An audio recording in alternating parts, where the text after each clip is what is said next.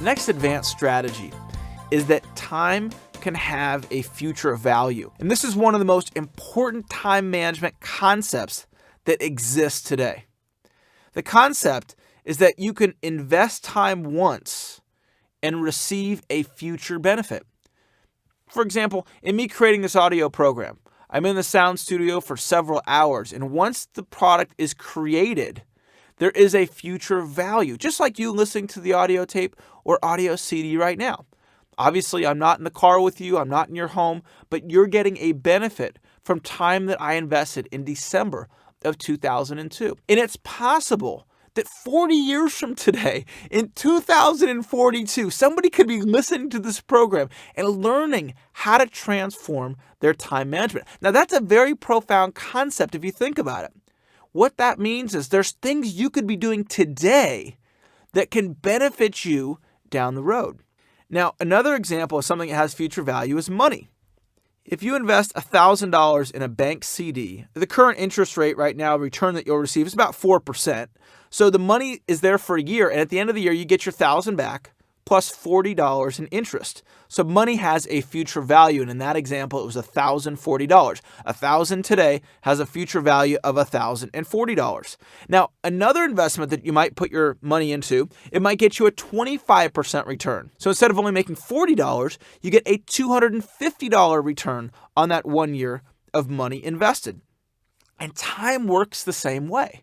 There are certain things that you can be doing now that will give you a tremendous future value. Now, some of the activities, you invest time today, and there is no future value. Like back when I worked at McDonald's, I would go there and I'd work my 8 hours and I'd make my $5 an hour and I'd cook some food up, and there wouldn't be a future value to the time that I invested. So the strategy is to look for places in your life that you can invest time and have that time produce a future value of time. Some examples that people do: going to college and getting a college degree. The time that's invested in college, that has a future value because many people, that degree helps them for the rest of their life. Years ago, I wrote a book called How to Master the Art of Goal Setting, and this example really drives home the power of this concept. And I really want to get to stretch your thinking, to really challenge you to think of how you can apply this technique in your life. I created a website, and the web address was freegoalsettingbook.com. And that website is live today. If you wanted to go there and get this book, How to Master the Art of Goal Setting, you can go to freegoalsettingbook.com and you could download this ebook for free. So I wrote the book years ago, and it took me about 100 hours to actually write the book. Then I performed leverage, and I hired somebody to take the book and turn it into an ebook, create the website, put the ebook up on the website so someone like yourself could go to the website, enter in your email address, and electronically you will be auto-responded an email with the downloadable link so you can read the book. Now, I only spent about 100 hours of time, yet thousands and thousands of people have gone to the website, downloaded the book, read the book, and received value from the book. And this will go on for the rest of my life. So I invested 100 hours one time, and for the rest of my life, I will be receiving value, as well as all of the people that go and download that book will be receiving value from that 100 hours invested. Now, I get an additional benefit because when someone goes and downloads the book, they have to enter in their email address, and we let the prospect know that we're now going to add your email address to our opt-in newsletter. And so of the thousands of people that have downloaded the book, those names have all been added to my email newsletter. And so once a week when I send the newsletter out, I'm receiving a time benefit for all of those people that are receiving the newsletter. And from time to time, somebody who downloaded that ebook will place an order on my website from the email that we sent out from the newsletter. So again, it was 100 hours invested years ago, yet today I'm still receiving a benefit from that time that was invested. Here are some ways that you can benefit from this idea. You could create a website.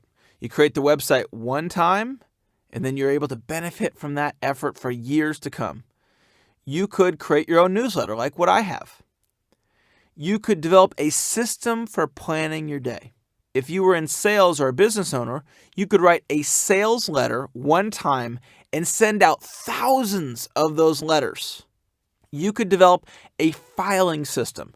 One time you spend creating the filing system, once it's created, you benefit every single time. You either file something or you go to get something from the file. You could organize all of your addresses of your key contacts, whether it's your friends, family, or business colleagues, in one notebook or in Act or in Outlook or in a database program. You could teach something to somebody else. For example, if your children relied upon you to do their laundry, if they were old enough to do their own laundry, you could teach them how to do their laundry. And now they're doing the laundry, and the act of teaching them took you a little bit of time. But once they were trained, in theory, right, you never have to do their laundry ever again. Well, we'll see how that idea actually plays out. But you get my point. You could learn how to use the features on your cell phone. Most people, they get their cell phone. As long as they know how to check their voicemail and make a phone call, that's all they do. But there's many other benefits that cell phones typically have. So you could spend a few hours learning how to use those features, like the speed dial feature, and you could benefit from that every single day for the rest of your life. And another powerful way to implement this idea, and a lot of you can probably relate with this, is you can learn how to use the computer programs that you have, whether it's Excel, Microsoft Word, Outlook, the email programs that you have. How effectively do you know how to use those systems? It's very possible that you learn just the basic features. It's a huge, huge time saver to invest the time up front to learn how to properly use those programs. The next strategy I'm going to share with you is the ultimate time management leverage, and it's selecting a career. You see, think about this. Person A and person B. Person A, they have a career. They spend their entire life working towards mastery in that one area, whether it's managing, selling, owning a business, being a cook. It doesn't matter what they do. They've selected that as their career. Person B goes from job to job to job to job to job. So person A, when they learn something, when they're training, when they go to a seminar, when they think about time management, they can focus it all on their career. The time that they invested in their early 20s, when they're 40, 50, and 60, they're benefiting from that information. And a great example of this is my father. My father's a pharmacist, and he's been a pharmacist his entire life. And he's one of the top pharmacists, in my opinion, in the United States. And he's often asked to lecture all over the country on his experiences in pharmacy and the different things that he knows about pharmacy that very few people in his profession know. Because of the time that he was in his 30s and his 40s and his 50s, all that information that he was learning, he can build on those ideas. Whereas you might have somebody else who went from job to job to job, and they were never able to work towards mastery in anything. And that's one of the reasons why I'm so fortunate that I found my career at such a young age. I've been in the seminar and training industry now for the last 10 years. My entire adult career has been spent focused in one industry, perfecting, honing, and working towards mastery in those skills. So I want you to think about, have you selected a career yet? And if you haven't, could you select a career to take advantage of this ultimate leverage?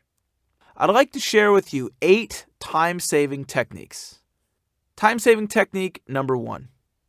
When you go from the car to your office, or you go up the stairs in your house, or you go from your house to your car, or from your car to your house, grab something with you. Take something with you. Every time that I go up the stairs in my house, if there's something that needs to go from downstairs to upstairs, or upstairs to downstairs, I'll just grab it and take it with me. Simple strategy, very, very powerful. Time-saving technique number 2. I call this the secret of 10 minutes. You would be amazed at how much you can accomplish with 10 minutes of concentrated, focused effort. You think in your mind about cleaning your car, and you go, oh God, that's so overwhelming. My car, it would take me at least an hour to clean my car. So you don't even attempt it. You think about cleaning up your home, and your home is just like thrash, and it would take you hours to do it. It's overwhelming, so I can't even get started. Or you have all this email that you're backed up on, or phone messages that you need to return. The technique is called the power of 10 minutes. Clean your car for 10 minutes. Clean your house for 10 minutes. Get your dry cleaning ready for 10 minutes. Plan your day for 10 minutes. Answer your email for 10 minutes. You won't complete it, but you'll make a major dent in it. Find these concentrated, focused 10 minutes of time and invest them into these various areas, and you'll be amazed at how much you can accomplish. The next time-saving technique is to bring things with you to do when you're traveling. Or maybe you have an hour to kill at the office. Or you're going to be on a long road trip and you're going to be 3 hours in the car. I've listened to over 10,000 hours of success audio tapes in my career, and I promise you that's made a huge difference in my knowledge base in marketing, selling, time management, personal development. Find things that you can do when you have some time to kill. Time-saving technique number 4. Have a $20 bill in your car. I can't tell you how many times I've needed some money and I had that $20 bill sitting in my glove compartment. Develop the habit to keep a $20 bill in your car, and that will save you from trips unnecessarily to the ATM. Time-saving technique number 5. Focus on completion versus perfection. Focus on completion versus perfection. Time-saving technique number 6. Have a place where you keep your keys and wallet. Time-saving technique number 7. This technique is so powerful. It has the potential over the remainder of your life to save you 1,000 hours. And that's a pretty big claim. 1,000 hours is a long time, but that's how powerful this strategy is. And I'm going to give you a trigger so when this happens to you, you'll immediately remember this strategy. Before you commit your time to somebody else, think to yourself, do I really want to invest my time in what they're requesting? You see, people are going to ask you to do things all the time. They're going to ask you, can you go to the grocery store for me? Can you do this, Aaron? Can you come down and volunteer your time for this? Can you do that? And as human beings, oftentimes we tend to just automatically say yes. It's either fear of rejection, or we want to stay in rapport, or we just want to be a good person and we want to help, but we don't think about the commitment that we're making of our time. Let me give you a thought. If you step on a cat's tail, what's the cat going to do? Cat's going to make a loud noise and the cat's going to bolt off. And that's called stimulus response. If you step on the cat, that's a stimulus, the cat's going to respond. As human beings, oftentimes we also do stimulus response. Someone asks us, will you go run this errand? Will you be on this committee? Will you help me with this? And then we just immediately respond and say yes. But see, we're not animals, are we? Right? Some of you, I don't know about that, Eric. Stimulus, pause, response. You see, the cat, when you step on the cat's tail, the cat doesn't have the ability to step back and analyze it. But as human beings, we have that ability. Like if somebody punches you in the arm, you could just stand there. You don't have to respond. That stimulus, pause, response. So I'm giving you now a trigger. From now on in your life, anytime that anyone asks you to do something, that's the stimulus. Hey, Eric, can you help me? Can you go down to the grocery store? Can you go run this errand? Can you do this for me? Can you do that for me? Now I'm going to pause. Do I really want to do that? Is that really the best use of my time? And now I'm going to respond. You know what? I'd like to, but you've caught me at a bad time. Can you check back with me in 2 weeks? This is a strategy called deferring. And many times people won't come back to you in 2 weeks and ask you. It's a very effective strategy. It doesn't hurt their feelings, and it simply defers the request out. Now, if they come back to you, you can, again, practice stimulus, pause, response. But you'll find yourself committing to less and less and only committing to those things that you truly want to do. Time-saving technique number 8. Ask yourself the question, what is the best use of my time right now? The subconscious, again, is designed to answer whatever question you ask yourself. If you ask yourself, what's the best use of my time right now? Boom, your brain will answer that. See if how you're currently spending your time is really the best use of your time. Time wasters. These are things that rob us of our time. And I'm going to share with you some of the most common time wasters that people experience in the world today. The first one I've already mentioned a couple of times. It's looking for lost keys or our wallet. And not only does this waste time, it adds a lot of stress to your day, doesn't it? Next one is the internet. Technology was supposed to create time, save us time, allow us to have more time, but it's done just the opposite of that. And many people will spend hours and hours and hours aimlessly wasting time on the internet. Next time waster, coffee. Either going to the coffee shop or getting coffee at work and not being productive, just simply drinking coffee. Next time waster is email. Next time waster, not having a plan, simply reacting to the day. Next time waster is procrastination. Next time waster is interruptions. We're most effective when we have concentrated blocks of time, uninterrupted, where we can focus. 3 hours of uninterrupted time can produce as much result as 12 hours of interrupted time. So it's looking for systems, ideas, and strategies to eliminate interruptions from your life. Next time waster is poor planning. The next time waster is the ability to say no. Just always agreeing, always saying yes, and always committing yourself. Now, if that speaks to you, you must correct that immediately. You don't want to go the rest of your life always agreeing and always saying yes with people to now your time is controlled by other people's requests of you. Next time waster is socializing. And the last time waster is probably the biggest time waster of all of them. What do you think it is? You probably guessed it. It's watching television. Millions of Americans watch hours and hours of TV every day. They invest literally years of their life into watching TV. And at the same time, complain about not having enough time in their life. And they repeat this pattern their entire life and wonder, where did all the time go?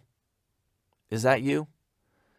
Do you spend hours and hours watching TV? You might say, but Eric, I like my TV. You're not going to take away my TV now, are you? I'm not going to take away anything.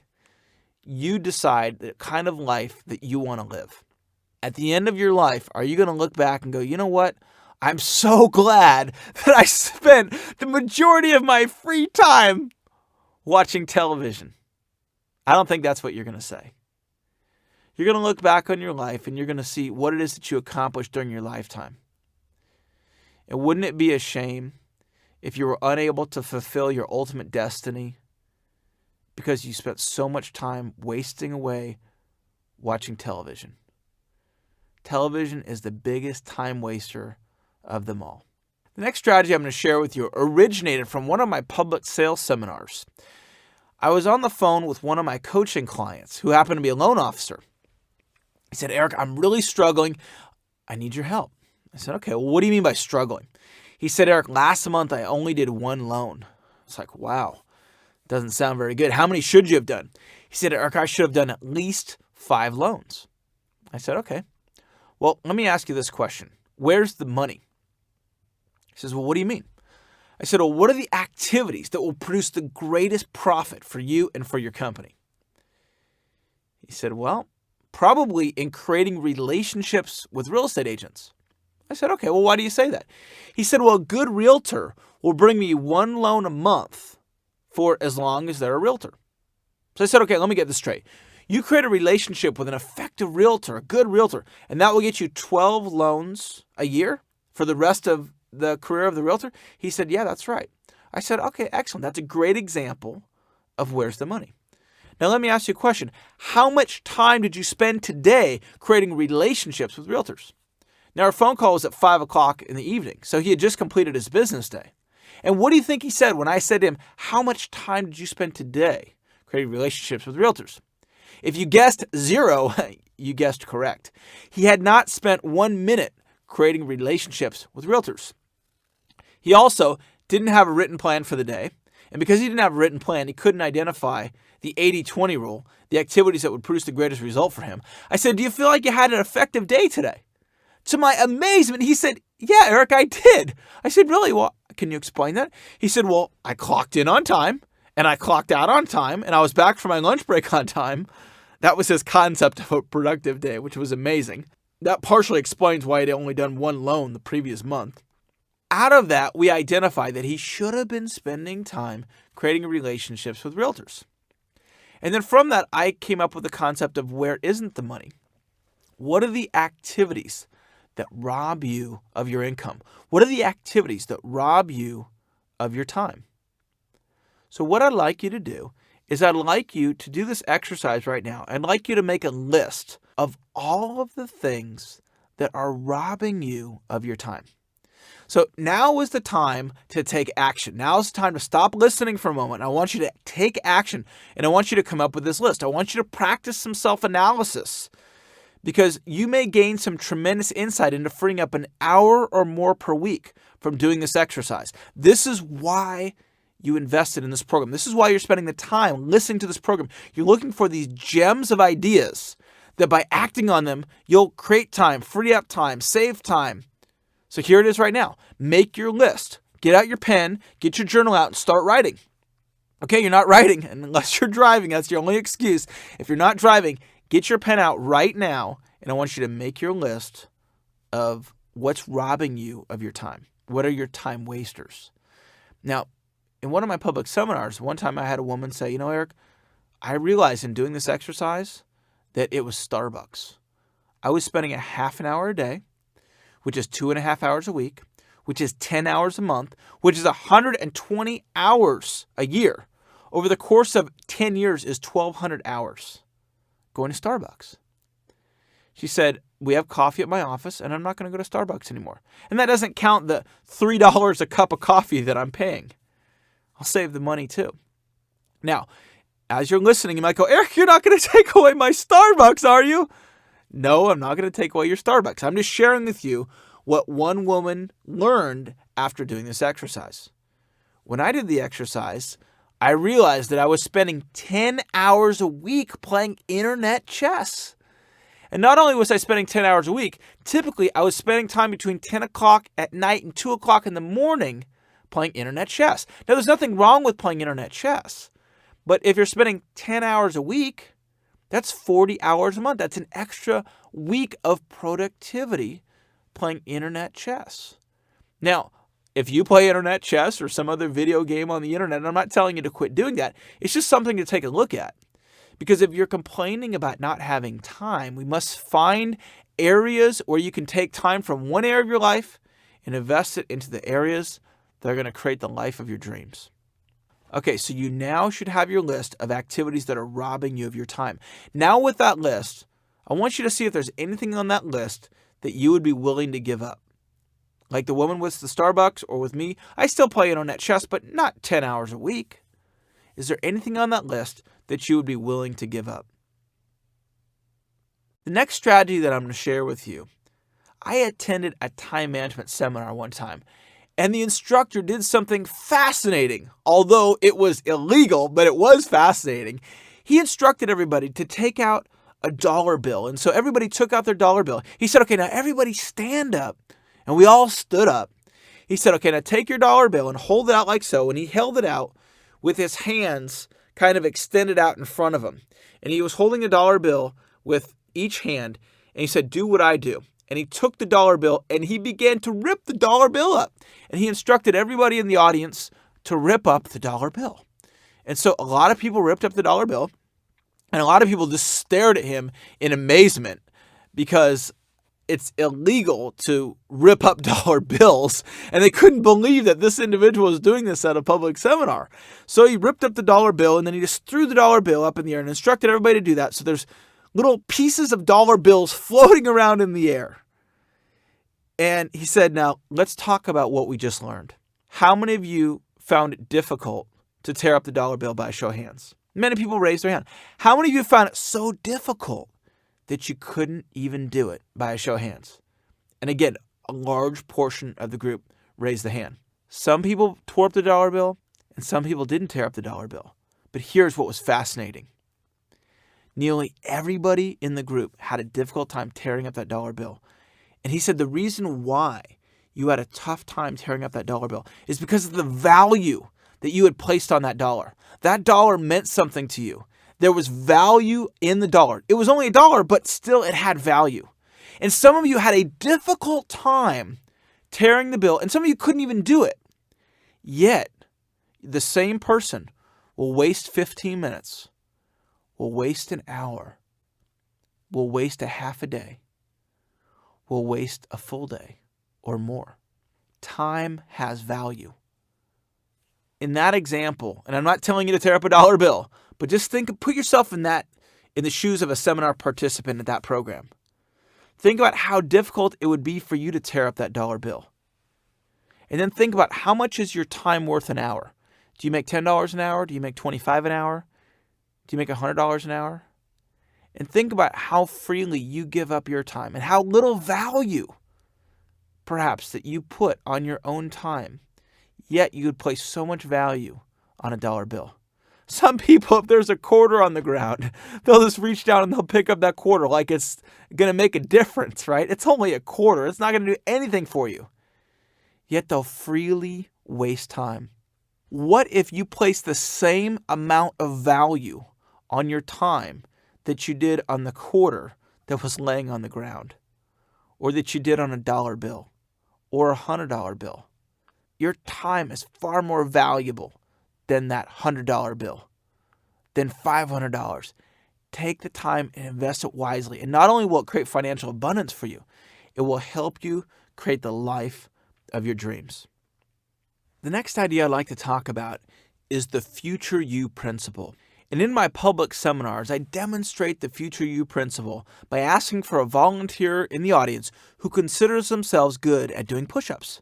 And so I'll ask for volunteers, and somebody will eventually volunteer, and they'll come up to the front of the room, and I'll say this to them. Here's the exercise. I want you to do as many push-ups as you can with one stipulation. I want you to do your best. And so they go, okay. And they begin to do their push-ups. And to motivate them from the audience, we will count out as a group. 1, 2, 3, 4, 5. And they continue on going. And sometimes they'll do 50 and 75. One time we had a person did, amazingly enough, 104 push-ups. And then they finish and we send them back to their seat. And sometimes we'll give them a free book or a tape for volunteering. And then I'll ask the group, how many of you feel that the individual did their best, which is what the instructions were? And half the group will say, yes, they did their best. And the other half will say, no, they didn't do their best. And then I side with the group that says they did not do their best. And my justification behind the fact that they didn't do their best is the future you principle. There exists in you a future you that has the potential to produce results far superior to the results that you're currently producing. There exists in you a future you that has the potential to produce results far superior to the results that you're currently producing. The individual who did 100 push-ups, yes, they did 100 today, and maybe in the moment that was their best. But a week from today, they probably could do 105. And a year from today, they probably could do 150. And maybe 2 years from today, with proper training, they could do 200. That's the future you principle. You can anticipate the improvement that you're going to have over time. I had a person who worked for me recently, and this individual, who's no longer with my organization, was looking for ways to work the minimum amount of time and get the maximum amount of benefit. And this particular individual wanted to work 20 to 30 hours a week, minimum amount of time, and get the maximum benefit. And I tried to explain to this person that it doesn't work that way. The reason it doesn't work that way is that, yes, you can put forth the minimum amount of effort now. The challenge is that 1 year from today, if you only put in 20 hours this week, it can have an impact on the results that you produce a year from today, and then 2 years, and then 3 years, and then 5 years. Well, let me give you another example so I can really make the point here so you understand what it is that I'm saying. My web designer is very good at web design, and he's helped me really grow my business via the internet. And for him to go to the next level, he needs to take his web designing skills to a new level. And the way that you do that is through practice. You go to seminars, you read books, just like you listening to this audio program on time management. He would improve by doing similar activities with his web design and graphic design business. So every time he goes to a seminar, every hour that he puts in practicing, every client that he develops, it creates and builds his future.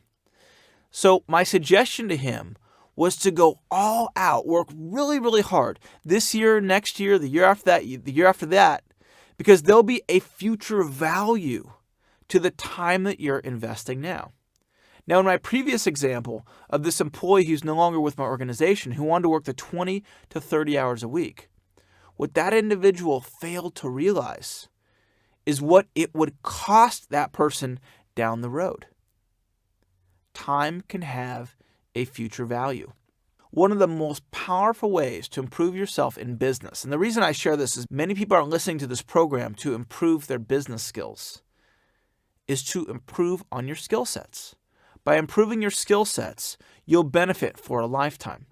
When I was in 7th grade, most people took as their elective band. And for whatever reason, I wasn't into band. And so if you didn't do band, you either had to do art or typing. And so in 7th grade, I chose to do typing. Now, this is back years ago when computers hadn't come out yet. And how was I to know that I would be using a typewriter every single day? Well, I was in typing class while the other people were in band, and I was practicing on the typewriter, and I became very good at it. So good, in fact, that at my 8th grade graduation, in front of the whole student body, I received a typing award for outstanding excellence in the area of typing, which is pretty funny. And I didn't really think much of it. It was just a way of getting out of being in the band. But that 1 year that I spent typing has helped me so much in business, and it will help me for the rest of my life. Think about the skills that you could develop now. Think about really working hard in your business now, building that business up, and what that could mean for you down the road. There's a concept called the tipping point. You have a teeter-totter. Imagine that one end of the teeter-totter is all the way on the ground, the other way is sticking straight up. And then the area that's sticking straight up, you put a little bit of weight on there. When you put the weight on the area that's sticking straight up, it'll raise the part of the teeter-totter that's touching the ground. Then you put a little bit more weight, a little bit more weight, and as you do it, part of the teeter-totter that was touching the ground is getting closer and closer to the middle. And then all of a sudden, the teeter-totter is now exactly even. You put a little bit more weight on the area that was sticking straight up, and before you know it, the teeter-totter tips.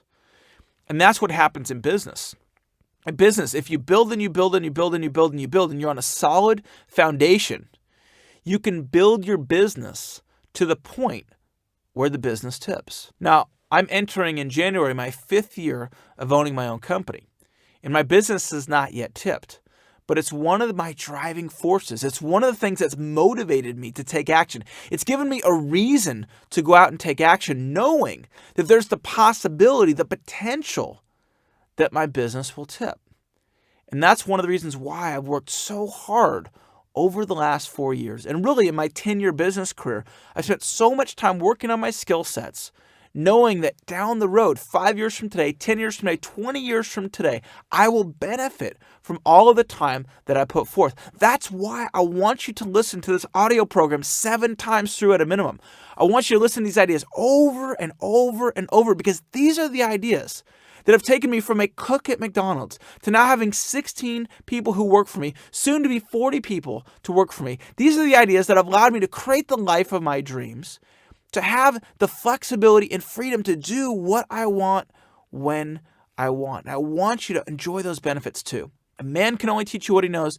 A woman can only teach you what she knows. And I can simply teach you what has worked for me. The more I understood these concepts, the more I understood about the future you, the more I understood about the tipping point, the more success I attracted into my life.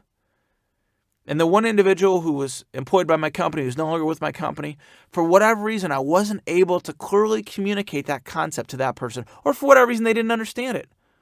And then for my web designer now, I'm hoping that he will understand the value of really putting forth the effort and developing these skills to what that could mean to him in the future. What I'd like to do right now is share with you one of the most famous time management stories ever. And it's a story around priorities. And it's about W. Clement Stone.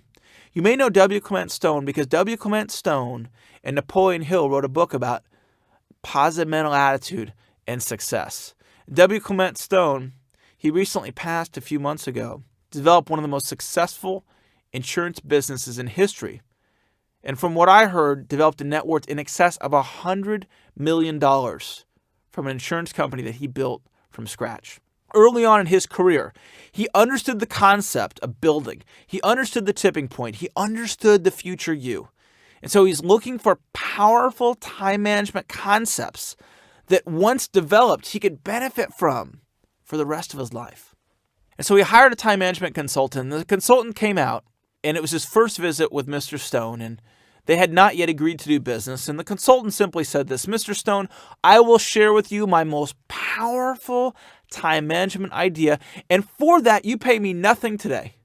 What I'd like you to do, though, is that once you've seen value from this idea, send me a check for whatever you believe the value of the idea is to you."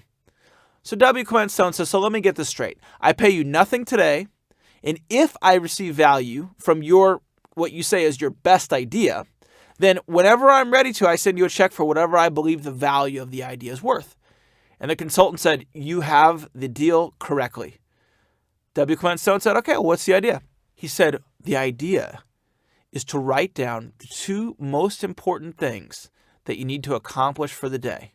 And don't go to bed until you've accomplished those two most important things. Clement Stone looks at him. He says, that's it? Guy says, yep, that's it. Just write down the two most important things that you need to do for the day and don't go to bed until you do them. W. Clement Stone said, okay, well, sounds like a pretty simple idea. I don't know how much value that's going to produce, but if I get some value, I'll be sure and send you a check. Time management consultant says, that sounds fair. 6 months passed. Now, this is back in the 1930s, and obviously money was a lot different back then than it is now with inflation through the years. And the time management consultant one day went to his mailbox, and there was a check. And he opened up the envelope, and inside the envelope was a check for $35,000. That was the value that Mr. Stone felt that idea was worth. Now, if W. Clement Stone, who took a business from scratch and developed one of the most successful insurance businesses in the world and created a net worth in excess of $100 million, if he felt that idea was worth $35,000 in the 1930s, you might want to consider adopting that strategy. And again, it's coming back to working from a list, which all the time management experts say. And if you haven't yet made the decision to work from a list, make that decision right now. And reviewing some of the things we talked about earlier. If you miss a day, if you miss a week, if you miss a few weeks of making your plan and writing, don't beat yourself up. Just recognize it and make a decision to start your planning again. Once you've created your plan, apply the 80-20 rule and identify the activities that are going to produce the most value for you. The purpose of this time management program was to cause you to think, was to share with you some of the most powerful time management strategies and ideas that exist in the world today. Hopefully, I've motivated and inspired you to take action. Hopefully, you've gained value from this program to the point where you'll grab a few of these ideas and implement them. And consider this. How many time management ideas does it take to improve yourself in the area of time management? That's right, it only takes one. Grab the ideas that you found to be most valuable. Whether it's planning your day on paper before the day starts, whether it was the infinite time strategy, whether it was time management goals, whether it was change begins in language, act as if you're a time management expert, whatever the case may be, grab these ideas and implement them. They've transformed my life. They've changed my life. They've allowed me to attract financial abundance into my life. They've created a compelling future for me. and I'm confident that they can do the same for you. I would love to hear your success stories. Right now, I'm putting together a time management book, putting together these powerful concepts and ideas in written form, and I'd love to share your success story about how this information has impacted your life. If you have a great story of how this information has helped you, please contact my office and share that story. And I'd love to talk about you in a future book, or at one of my future seminars, or on a future audio program. Hopefully I've motivated you to take action. I look forward to seeing you at a future program. And my last request of you is that if you have not yet listened to this audio program 7 times, take action and listen to the program until you've heard it 7 times through.